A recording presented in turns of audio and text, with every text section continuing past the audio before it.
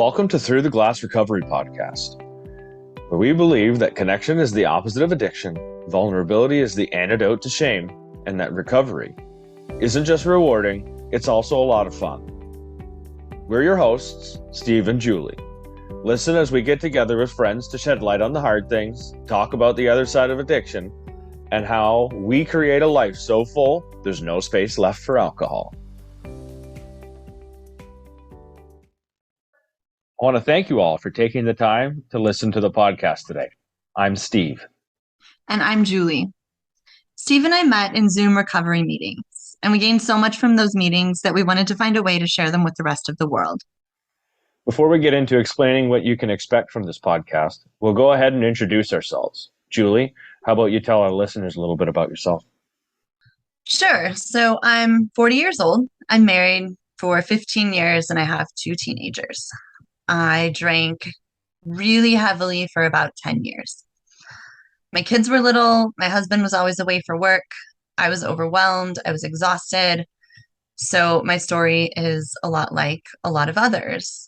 What started as a glass of wine each night turned into a bottle of wine each night, and that turned into a whiskey habit in a hurry. So it was completely out of control. I had bottles hidden in closets and in cupboards, and I would sneak drinks whenever I thought I could get away with it. I'd wake up in the morning and not remember putting my kids to bed the night before. I was miserable. I was depressed, and I hated myself. So in 2019, I quit. But I quit silently. I never told anyone how hard it was. I never told anyone how much I was struggling. I kept it all to myself. I knew I needed to be doing some work. I needed to be figuring out what was so wrong that I wanted to escape my life. But I was so completely ashamed of what I had become. There was no way I was going to ask anybody for help. The shame ran too deep. And so I managed to stay sober for about 14 months. My relapse lasted a year. It was really bad. By the time I quit for good, I had destroyed my relationships with my kids. I had wrecked my car, and I was drinking most days by 10 a.m., all while still making everything look perfect on the outside. Everything changed the day I found recovery meetings on Zoom. I logged in for the first time, too ashamed to even turn on my camera to show my face. What I experienced, though, was incredible. It was a whole group of people that were just like me.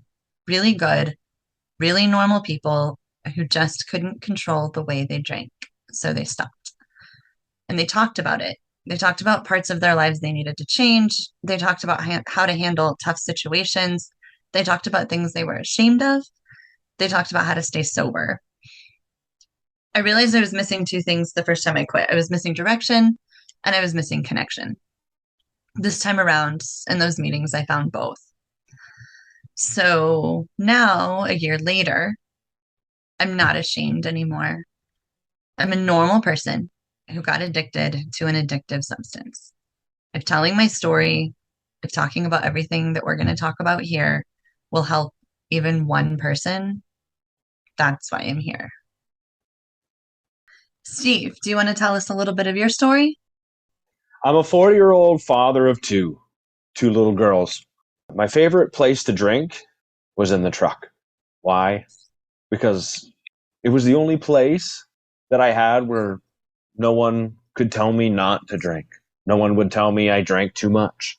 No one ever had the opportunity to tell me that what I was doing was wrong. And I knew it. I never admitted it to myself. It was one of those fleeting thoughts if it was anything else. So I drank in my truck a lot. I made up excuses to go for drives, to pick something up quick on a semi-regular basis, especially when I was running low. I take the long way home from work, say I had to work late, went out of my way to go to different liquor stores. It was hard to do anything and not want to drink. And then I'd look forward to the next opportunity. And then over time between drinks had to get shorter and shorter and shorter, and every time was an opportunity for the most part. Started to just consume my life. So there was one night where I was called out was asked to explain my credit card bill and the 17 stops at the liquor store for the month. That was my last night of drinking. Pulled the last 2 bottles out of my truck, even after I admitted that I was going to quit. Drank as much of those 2 bottles as I could before I dumped them down the drain without telling anyone. That was over a year and a half ago. I had no idea where to go, who to ask for help. So I wrote an email that said, it's time to put the bottle down. I got a reply. They sent me a link to a Zoom meeting during the pandemic. So that day, that night, hungover, I hopped on a Zoom meeting, and it just so happened to be a celebration of a man who had 45 years sober. The only thing I can remember was the laughter and the smiles. And you could see that this guy had touched a whole bunch of people's lives. And at the end of the meeting, I never said a word. And I thought, this guy got 45 years. 45 years sober. It can be done. All I heard them was to just say, come back. So, I mean, what did I have to lose? Because I felt like I had everything left to lose. So I kept going to Zoom meetings, joined the I Am Sober app, and found a community there too. And about 5 months into my sobriety, I ended up becoming part of that community as well. And here I am today. Those are the connections. And the connections are what has helped me get to where I am today. So going back to the Zoom meetings that we met at, there were so many times that we left those Zoom meetings feeling so fulfilled and so full of wisdom that we wished we could record them. So what we've tried to do here is recreate meetings that are really similar to those so that we can record them and we can start sharing them with everyone else. Because there's so much valuable information to be gained from listening to people that are going through recovery. Whether they're at 30 days or 60 days or 600 days, everybody has something valuable to share and everybody can gain something from hearing their stories. So what we've done here is try to give them a place where they can share those stories and create a conversation that other people can listen to and hopefully gain something from. With this vision, we invite you to listen to our first episode, where Julie and I get together with 3 of our friends and discuss our first topic, rebuilding trust.